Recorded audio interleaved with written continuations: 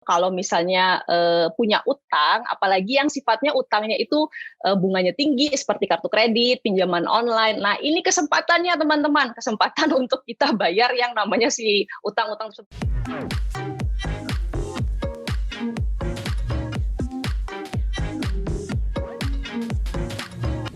Selamat pagi, selamat siang, selamat sore, selamat malam Sobat Cuan dimanapun Anda berada yang sedang mendengarkan podcast CNBC Indonesia di Cuap-Cuap Cuan dan juga sedang menyaksikan Cuap-Cuap Cuan di YouTube Cuap-Cuap Cuan tentunya. Senang sekali saya Muhammad Gibran kembali menyapa Anda dan kita tahu ini adalah bulan suci Ramadan, momen yang penuh berkah dan juga insya Allah Anda akan mendapatkan berkah bagi para pekerja ataupun pegawai akan mendapatkan tunjangan hari raya atau THR ya biasa kita dengarnya.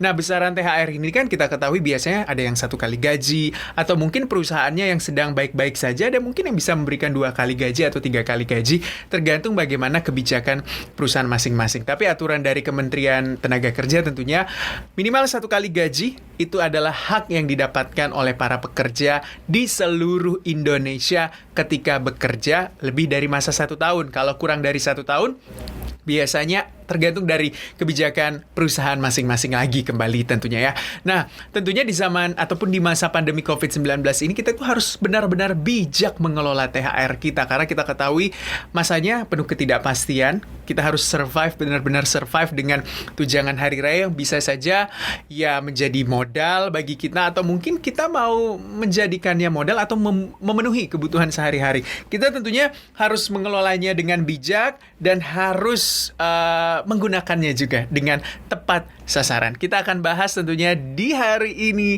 tentunya bersama dengan narasumber kita di Cuap-Cuap Cuan ada Mbak Karisma Yuki, Financial Educator. Nah, kita akan membahas temanya adalah THR baiknya buat apa ya? Halo Mbak Yuki, apa kabar? Halo Mas Gibran, kabar baik. Semoga sehat-sehat semuanya ya. Semoga sehat-sehat semuanya. Mbak Yuki, kita tahu kan ini ya bulan suci Ramadan, biasanya euforia mendapatkan THR, apalagi bagi para pekerja, utamanya mungkin bagi generasi milenial yang baru bekerja. Biasanya itu punya rasa proud, bangga tersendiri karena punya THR 1 kali gaji. Artinya 2 kali menerima gaji. Jadi gajinya itu 2 kali kan dalam 1 bulan ini. Atau mungkin bulan depan biasanya ya, mendekati Hari Raya Idul Fitri. Nah, sebenarnya dari kacamata Mbak Yuki nih sebagai seorang financial educator, gimana sih sebenarnya cara mengelola THR yang baik dan benar? Jadi begini Mas Gibran, sebelum kita membahas lebih lanjut tentang THR teman-teman, mungkin kita mundur sedikit, kita bedakan dulu konsepnya antara gaji dengan THR gitu ya. Karena menurut saya gaji dan THR adalah mirip-mirip tapi sebenarnya beda gitu ya. Jadi kalau misalnya kita berbicara dari kacamata keuangan, gaji itu kan sifatnya kita dapat tiap bulan tuh Mas. Jadi sebenarnya masuknya di regular income kita ngomonginnya. Tapi kalau THR ini kita dapatnya kan setahun sekali. Ya, jadi nggak tiap bulan, nah makanya kita sebut dengan irregular income gitu. Nah, apapun yang sifatnya regular income, maka biasanya lebih cocok dipakai untuk mendanai atau membiayai yang sifatnya juga regular expenses atau pengeluaran yang sifatnya itu teratur regular. Jadi perlakuannya itu memang agak sedikit berbeda gitu kalau kita ngomongin antara gaji dan THR. Nah, sebenarnya kalau kita ngomongin gaji, itu kan kita dapat tiap bulan, kita udah tahu tuh larinya kemana gitu. Ibaratnya kita udah punya anggarannya kan. Pos-posnya gitu ya. Pos-posnya udah ada kan gitu. Jadi untuk kebutuhan hidup udah ada, mungkin untuk bayar cicilan gitu kan, yang punya cicilan mobil, cicilan KPR tuh udah ada pos-posnya. Kemudian untuk tabungan dan investasi, nah itu kan udah ada juga gitu. THR kan artinya tunjangan hari raya. Pada dasarnya kita diberikan untuk membiayai kebutuhan hari raya kita. Nah, idealnya itu dipakai kemana gitu kan pertanyaannya. Nah, sekarang permasalahannya Mas Gibran, kita ada di posisi yang tidak seperti biasanya ya. Jadi kita kalau mau kita harus bagi dulu. Kalau misalnya di posisi normal kita ngelola THR seperti apa, tapi kalau di masa pandemi ini seperti apa gitu. Jadi kalau kita misalnya balik lagi ke ya let's say 2019 gitu sebelum terjadinya pandemi, rata-rata kalau dikasih THR larinya kemana sih gitu kan ya. Satu, biasanya pasti kan teman-teman muslim pada berzakat dulu tuh ya. Jadi harus ada pos zakatnya dulu. Benar. Ada kebutuhan mudiknya. Ya, jadi tiket pergi pulang itu harus sudah ada gitu. Kemudian ada pos lagi untuk halal bihalal. itu kan biasanya cukup besar, karena biasanya kalau keluarga besar ngumpulnya rame-rame, biayanya konsumsinya juga jadi lebih besar kan gitu. Kemudian yang keempat kita ngomongin ada amplop-amplop yang dibagikan buat keluarga sama mungkin orang yang membutuhkan gitu ya. Kemudian yang kelima, karena biasanya libur panjang, pasti ada yang namanya rekreasi kan gitu. Nah ini semua akan berubah kan sekarang dengan keadaannya sekarang, kita nggak boleh mudik tuh Mas. Kita nggak boleh mudik, kita nggak boleh rekreasi gitu kan ya. Jadi pos-posnya ini pun juga akan berubah di masa pandemi ini. Jadi kalau ditanya lagi, gimana sih teman-teman ngelola THR di masa pandemi ini gitu ya. Jadi yang pertama biasanya kalau saya saranin tetap zakatnya harus jalan gitu kan ya. Zakatnya tetap jalan. Yang kedua mungkin karena kita di masa pandemi ini mungkin ada teman-teman yang kemarin cash flow-nya mandek gitu kan, jadi harus utang. Ya udah sekarang saatnya untuk memakai THR ini untuk membayar sebagai proporsi cicilan tersebut gitu, cicilan utangnya gitu kan ya. Kemudian yang ketiga mungkin yang boleh saya saranin adalah menambah pos dana darurat kalau misalnya kepake gitu. Jadi kemarin ada kebutuhan tidak terduga, terus terpakai dan sekarang harus top up lagi gitu. Nah silahkan dimasukkan ke dana daruratnya. Baru sisanya mungkin kita bisa pakai untuk ke dana cadangan. Dana cadangan ini gunanya untuk apa Mas? Gunanya untuk kan nih, mungkin ada teman-teman yang wajib mudik yang mungkin nggak sekarang gitu kan ya. Mungkin ya nanti beberapa bulan ke depan atau gimana gitu. Nah itu duitnya sudah ada gitu. Jadi kita nggak ngambil dari pos lainnya, tapi memang dari THR ini kita sudah siapkan dan alokasikan untuk yang namanya si dana cadangan itu. Jadi sehingga pas mudik nanti duitnya udah ada gitu, nggak ngutang ke sana sini lagi. Itu sih Mas. Jadi bisa dikatakan dengan pengelolaan dana itu harus benar-benar bijak dan harus benar-benar sesuai dan tepat sasaran, apalagi di masa pandemi COVID-19 ini. Betul. Nah, yang menjadi pertanyaan juga, biasanya kalau biasa masih bujang atau masih gadis, belum menikah, single gitu, biasanya kan cenderung kayak, gue mau beli nih kebutuhan gue, gue mau beli nih barang impian gue nih, yang udah gue impi-impikan, entah sepatu, baju, handphone baru mungkin kalau mau ganti gadget. Menurut Mbak gimana tuh? Nah itu dia ya, jadi kalau misalnya kita ngomongin THR, itu kan banyak banget flash sale-nya tuh Mas di luaran sana tuh. Bener. Jadi sembako naik, tapi flash sale yang lain tuh banyak banget gitu tiba-tiba. Bener. Kan Ramadan sale gitu kan banyak banget. Jadi memang ini yang perlu kita hati-hati gitu dalam artian mengalokasikannya. Boleh belanja, jadi dalam artian kalau dibilang nggak boleh belanja nanti ekonominya nggak gerak, susah juga teman-teman. Coba bayangkan kalau seluruh orang di Indonesia ini hanya menabung dan berinvestasi, nggak ada yang belanja, gitu kan ngeri juga gitu. Jadi nggak apa-apa sebenarnya untuk mengalokasikan proportionate-nya ini ke kita mau belanja apa gitu, barang impian kita apa, nggak apa-apa. Yang sebenarnya seharusnya sih lebih ideal kalau dialokasikan yang memang tujuannya untuk kebutuhan hari raya. Mungkin ada yang harus pakai baju baru gitu kan, itu sebenarnya sih nggak masalah belanja gitu. Tapi kalau dirasa tidak ada urgensinya atau masih bisa diundur gitu ya Mas ya silakan sih, menurut saya sih lebih idealnya nantian dulu deh, karena kan kita juga berada dalam kondisi yang masih nggak menentu ya. Jadi jangan sampai nih kita memaksakan diri membeli barang impian, nanti besok-besok bingung duitnya dari mana, buat hidup aja nggak bisa gitu. Jadi jangan sampai kejadiannya seperti itu gitu. Jangan sampai juga hidupnya nggak sustainable gitu ya, berhenti di satu hari tertentu, nggak tahu nih mau pakai apa nih, beli makanan atau bahan pokok gitu. Betul. Jadi kebutuhan primernya benar-benar dulu yang harus dicukupi. Jadi pertanyaan selanjutnya, kalau misalnya punya utang, gimana tuh? Iya, jadi seperti yang saya tadi omongin gitu, kalau misalnya punya utang, apalagi yang sifatnya utangnya itu bunganya tinggi, seperti kartu kredit, pinjaman online. Nah, ini kesempatannya teman-teman, kesempatan untuk kita bayar yang namanya si utang-utang tersebut yang mungkin agak susah kan dapat sumber pendapatan dari mana. Nah, ini kebetulan ada THR, kita dapat bonus nih 1 kali gaji, dan kebetulan juga nih kita nggak harus mudik, kita nggak harus rekreasi, kita nggak perlu halal bihalal dulu kan gitu. Nah jadi ini kesempatan buat alokasi dari THR tersebut, mungkin teman-teman bisa pakai 10-20%-nya untuk alokasi pembayaran si utang ini gitu sih Mas. Jadi memang nggak dipakai semuanya gitu. Misalnya punya utang, contoh misalnya kartu kredit ya, apalagi anak milenial itu paling banyak kartu kreditnya gitu, atau punya kartu kredit. Misalnya punya utang kartu kredit, anggaplah nih ya Mbak, kita hitung-hitungan nih, terima THR 10 juta, berarti gajinya 10 juta dong. Berarti regular income-nya 10 juta. Terima THR 10 juta. Tapi ternyata punya utang sekitar kurang 15 juta di kartu kredit. Seperti apa pengelolaannya dengan bijak gitu? Oke, itu sebenarnya kalau sudah keadaan seperti itu agak gawat ya sebenarnya ya. Karena kalau kita ngomongin jumlah utangnya itu udah lebih besar daripada pendapatannya. Jadi sebenarnya kalau kita ngomongin utang itu ada beberapa teknik dari kacamata personal finance yang teman-teman bisa pakai. Jadi apakah kita mau menggulung, kita ngomongnya debt snowball. Jadi kita cari tuh, kita list dulu utang-utang yang kita punya tuh apa aja. Kemudian kita lihat tuh bunganya yang paling tinggi mana, kita alokasikan ke pembayaran yang either nominalnya lebih kecil atau bunganya tinggi ya gitu. Nah biasanya kalau nominal yang kecil itu biasanya kita selesaiin dulu supaya apa? Supaya kita ada psychological boost-nya. Jadi kalau misalnya kita udah selesai bayar satu utang ini, oh ternyata saya bisa loh melunasin satu utang, nanti akan bergulung ke utang-utang yang lain gitu. Jadi tentu aja nggak bisa langsung jebret semuanya dapat THR 10 juta tapi utang 15 juta mungkin agak susah.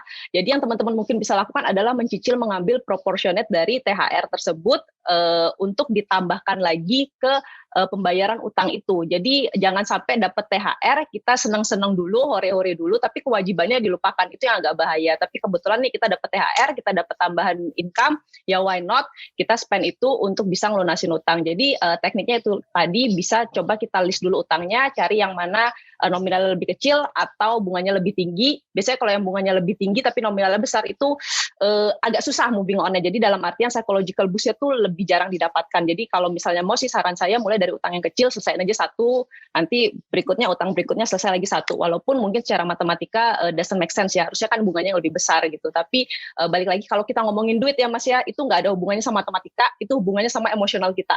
Ya, jadi apapun itu yang secara emosional memberikan kita kenyamanan, choose the direction sih menurut aku gitu. Oke, jadi bayar yang memang benar-benar kita bisa bayar, jangan sampai kita mendahulukan keinginan kita, kayaknya saya mau beli ini dulu deh, beli gadget dulu, ganti gadget dulu, atau beli sepatu gitu. Jangan sampai utangnya kecil-kecil aja, ternyata jadi gunung gitu kan, itu nggak boleh benar-benar. Sama satu lagi Mas, biasanya apa tuh? Hari raya itu kan kalau kita sekarang hari raya mungkin THR-nya cairnya sekitar paling lambat kalau saya nggak salah baca tuh awal Mei ya. Benar. Jadi awal Mei cair. Nah itu teman-teman jangan lupa habis itu masih ada kehidupan yang berjalan. Jadi gaji berikutnya itu kan masih bulan Mei akhir. Jangan sampai sebelum Lebaran udah habis duitnya. Atau sesudah Lebaran itu bingung dapat duitnya dari mana lagi nih buat bertahan 10 hari gitu, 2 minggu gitu kan yang nggak ada duit. Jadi jangan lupa itu ya, hidupnya tidak berhenti di THR.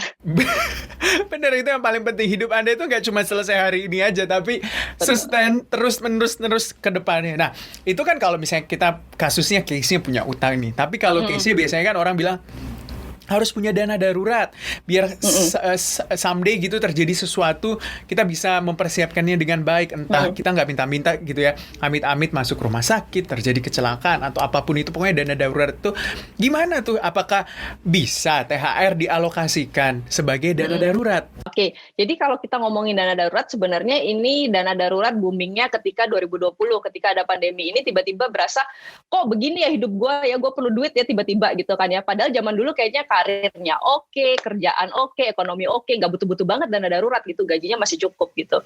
Nah once ada pandemi ini tiba-tiba kita ada yang kena PHK, ada yang kena gajinya dipotong, tiba-tiba sumber pendapatannya habis dan harus survival, barulah muncul si dana darurat ini. Nah dalam keadaan yang tidak menentu sekarang ini, perannya si dana daruratnya jadi lebih penting banget teman-teman. Nah balik lagi seperti yang saya bilang tadi kan banyak tuh kebutuhan yang biasanya di waktu normal kayak mudik, halal bihalal itu nggak ada, jadi bisalah duit ini kita alokasikan ke posnya si dana darurat itu kalau seandainya nih dana daruratnya sempat kepake. Jadi kalau misalnya dana daruratnya sudah terisi, udah cukup ya nggak usah ditop up lagi, ngapain gitu kan ya, karena itu kan dana idle ya, dana nganggur. Jadi kalau punya terlalu banyak juga nggak ideal gitu. Jadi just right amount buat teman-teman merasa nyaman secara financial berapa, silahkan dialokasiin di sana gitu. Oke, yang penting makannya nggak dikurangin ya, maksudnya nggak menyiksa diri dengan cara berhemat yang terlalu hemat-hemat sampai mengikat-ikat pinggang terlalu kencang, padahal likuiditas keuangannya atau uangnya sebenarnya ada tapi ditahan-tahan jadi sakit malah gitu. Itu juga nggak boleh gitu ya Mbak ya? Betul, betul, karena namanya kejadian live tuh kita nggak pernah tahu kehidupan seperti apa, kejadian nggak terduga itu banyak banget, tiba-tiba mobil rusak, rumah bocor, AC rusak, tiba-tiba sakit nggak cover insurance kan, kita juga nggak bisa ngomong ya. Jadi makanya penting banget sih namanya punya dana darurat. Bener. Tapi ini juga yang menjadi pertanyaan, jika seseorang tuh punya uang, punya utang, misalnya punya cicilan nih, tapi cicilan itu ternyata 0%. Biasa kan ada yang kayak gitu tuh, cicilan kan 0%. Terus ternyata dia punya dia punya uang THR yang bisa dikatakan kalau misalnya dibayar secara keseluruhan dilunasin bisa cukup gitu. Menurut Mbak, apa perlu dilunasin atau ya udah jalanin aja karena kan bunganya 0%, nggak ada bunga sama sekali gitu? Oke, jadi kalau ditanya seperti ini sebenarnya mindsetnya balik lagi ke si orangnya tersebut. Jadi jangan sampai gini, ibaratnya kan sekarang kalau kita berpikir, oke, saya ada THR, saya punya cicilan yang kebetulan 0%, tapi kalau saya lunasin sebenarnya bisa gitu. Nah, permasalahannya adalah banyak orang yang ngambil cicilan 0%, bulan depannya ambil cicilan 0% lagi, bulan depannya ambil cicilan 0% lagi, tiba-tiba jadi nggak cukup gitu pendapatannya. Itu yang harus berhati-hati. Tapi sebenarnya kalau dari kacamata saya gitu, saya melihatnya sih sebenarnya nggak apa-apa gitu. Kalau punya utang cicilan 0%, tapi punya kemampuan untuk membayar gitu Mas Gibran. Jadi kuncinya adalah jangan sampai kita berhutang tapi kita nggak punya kemampuan untuk melunasin itu. Kita tidak punya kemampuan untuk membayar itu. Selama kita punya kemampuan untuk membayar itu sebenarnya sih nggak masalah. 0% ya udah take advantage aja dari itu gitu, nggak masalah. Benar banget. Yang penting kalau teman-teman semuanya Sobat Cuan yang punya utang atau mungkin punya cicilan, yang penting punya kemampuan untuk membayar. Jangan sampai nggak punya pendapatan tetap gitu tapi tiba-tiba punya utang yang memang continuity gitu, tiap bulan harus dibayar, punya cicilan. Itu jangan sampai, harus benar-benar dihindarin gitu ya Sobat Cuan. Nah, selanjutnya nih, kalau misalnya punya keperluan jangka pendek, entah mungkin renovasi rumah atau ganti mobil atau apapun itu yang pokoknya yang jangka pendek, atau uang sekolah anak atau apapun THR, bisa nggak sih kita gunain untuk itu? Oke, jadi kalau kita ngomongin kebutuhan jangka pendek, artinya kan kita ngomongin tujuan keuangan. Nah, kalau kita ngomongin tujuan keuangan, biasanya kita akan nyambungnya ke si investasi dan tabungan gitu, Mas.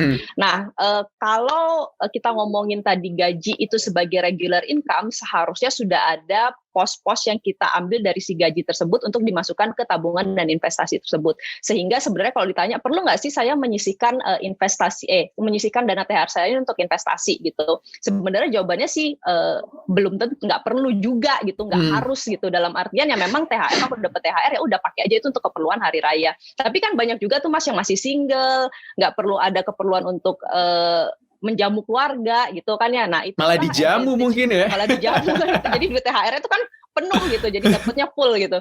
Nah, mungkin kalau teman-teman yang seperti ini, saran saya ya udah tuh boleh banget untuk cemplungin duit THR tersebut ke investasi tadi gitu. Cuman sih nggak ada keharusan dalam arti THR harus nggak sih dipakai investasi. Kalau bisa akan lebih bagus, tapi kalau misalnya nggak bisa, karena saya tahu kebutuhan hari raya itu kadang-kadang cukup besar banget gitu, ya nggak apa-apa gitu, nggak dipakai THR, tapi tetap harus ada dari proporsi si gaji ini dipakai untuk tabungan dan investasi. Dan kalau kita ngomongin si jangka pendek tadi, kebutuhan tersebut kita memang harus ngalisin, kita harus bikin prioritas juga.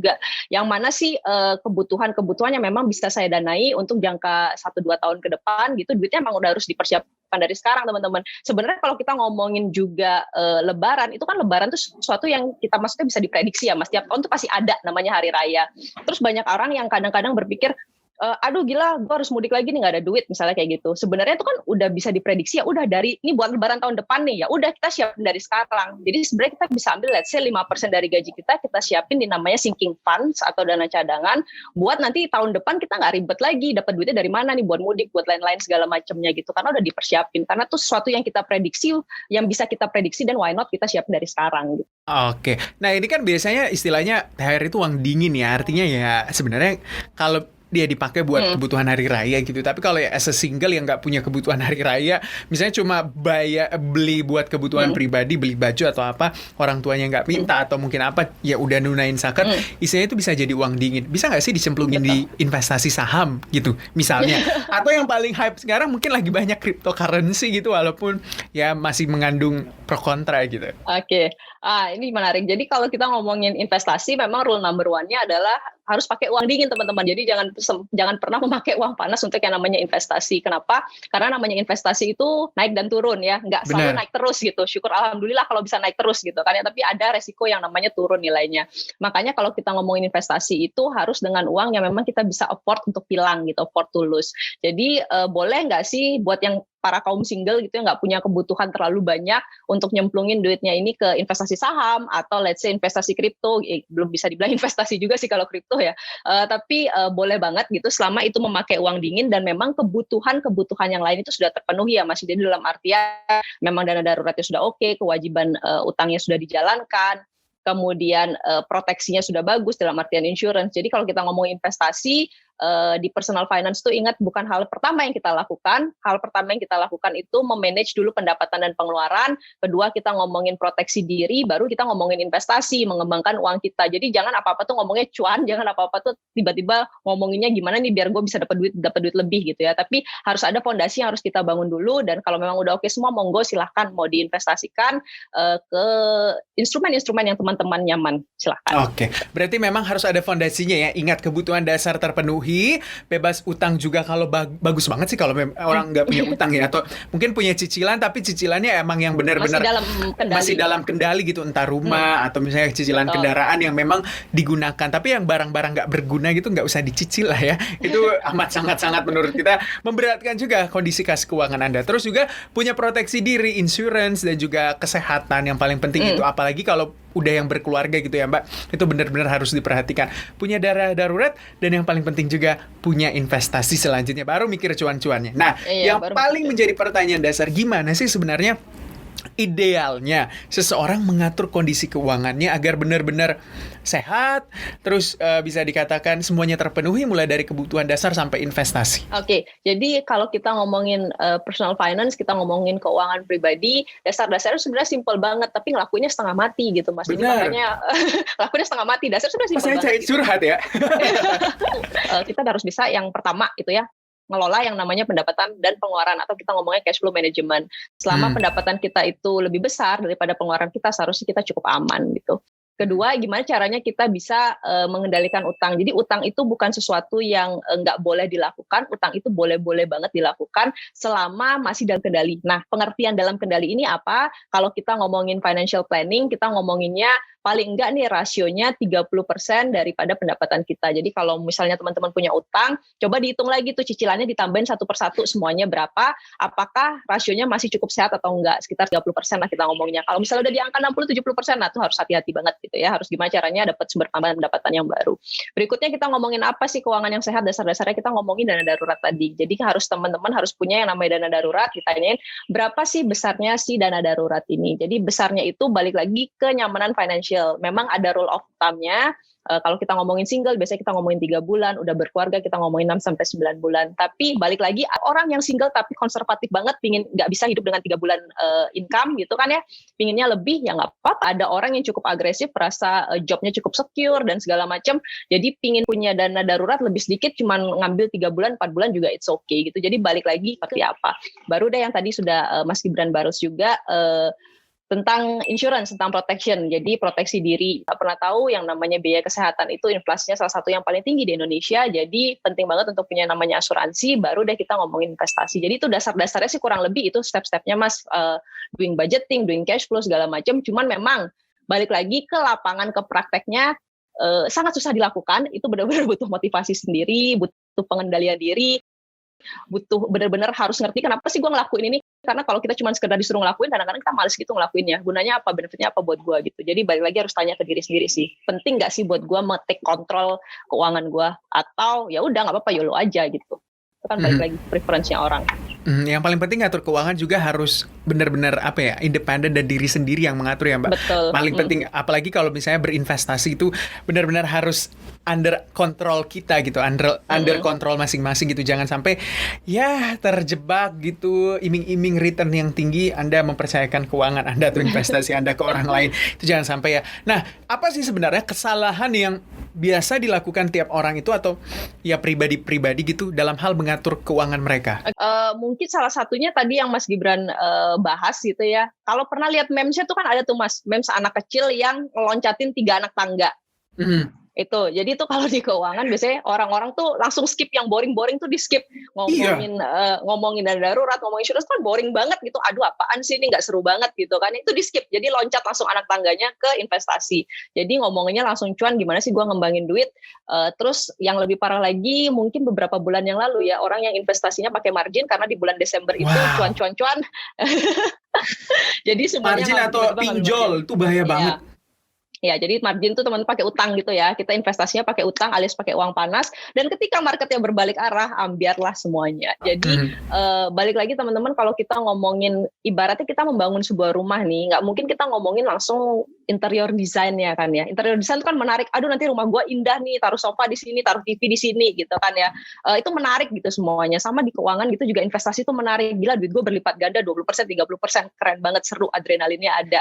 Tapi ketika kita membangun sebuah rumah, harus berjalan prosesnya yang boring-boring, ngomongin struktur rumah. Nah itu kan fondasi-fondasi rumah itu kan penting juga gitu. Jadi kita nggak berbicara hanya interior design, tapi membangun rumah secara overall, secara benar, secara kokoh, biar nanti kalau ada gempa, hujan segala macam, rumahnya tetap aman. Sama dengan keuangan kita. Jadi kalau kita ngomongin keuangan itu nggak sekedar yang indah-indah, yang cantik-cantik, cuan-cuannya aja, tapi juga yang boring-boring itu harus dilaluin, prosesnya juga harus dilaluin.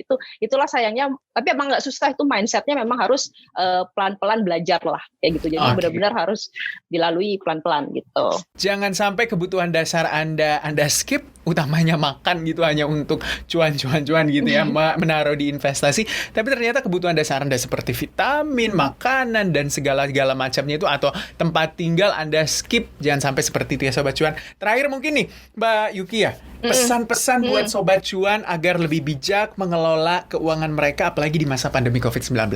Oke, jadi teman-teman mungkin ini pesan-pesan untuk Sobat Cuan, berhubung kita lagi ada di bulan Ramadan, sebentar lagi juga mau Lebaran. Kan kita diajarinnya kalau di bulan Ramadan itu mengikat hawa nafsu ya Mas ya. Jadi pengendalian diri ya, walaupun ada flash sale yang begitu banyak di luaran sana, tetap balik lagi sebenarnya esensinya itu kan harusnya menahan hawa nafsu, hidup sederhana seperti itu. Jadi balik lagi ke pengendalian itu penting, pengendalian diri. Kemudian duitnya kalau bisa nih, kalau kita ngomongin THR ya, jangan di-spend dulu. Jadi dalam artian kita pinjam utang dulu, terus nanti kan tahu tuh, udah gue spend dulu, nanti kan ada THR yang bayarin. Jangan seperti itu, tunggu THR-nya cair, baru deh spending, nggak apa-apa gitu ya. Jadi itu kan lebih enak juga, kita nggak perlu bayar bunga dan administrasi lain-lainnya. Jadi itu pesan-pesan saya, satu, pengendalian diri, dan pastikan memang apapun yang kita spend itu masih dalam batas kemampuan financial kita. Jadi jangan terlalu memaksakan diri gitu. Itu aja sih Mas. Oke, semoga tentunya para Sobat Cuan ini tercerahkan, apalagi dalam mengelola THR-nya. Harus bijak-bijak mengelola THR, dan tentunya harus benar-benar pada posnya. Ingat, kebutuhan dasar harus dipenuhi, harus sesuai stepnya. Jangan sampai mau langsung melangkah ke investasi atau cuan, tapi ternyata kebutuhan dasar, insurans, dan segala macamnya, proteksi diri Anda tidak penuhi. Terima kasih untuk waktunya di hari ini Mbak Karisma Yuki, Financial Educator, sudah berbagi, sudah memberikan cerita, insight, dan juga tentunya masukan bagi para Sobat Cuan untuk bisa bijak mengelola THR-nya di masa pandemi ini dan juga yang akan menerima THR. Semoga juga para Sobat Cuan tercerahkan. Terima kasih sudah mendengarkan podcast Cuap-Cuap Cuan. Jangan lupa tentunya update terus informasi Anda di CNBC Indonesia di www.cnbcindonesia.com. Dengerin podcast Cuap-Cuap Cuan tentunya di Spotify dan juga tentunya di berbagai platform lainnya yang Anda miliki, serta tentunya YouTube Cuap-Cuap Cuan dan juga YouTube CNBC Indonesia. Dan juga jangan lupa aplikasi CNBC Indonesia baik di iOS ataupun Android. Saya mau pamit undur diri, Muhammad Gibran, Cuap-Cuap Cuan. Sampai jumpa.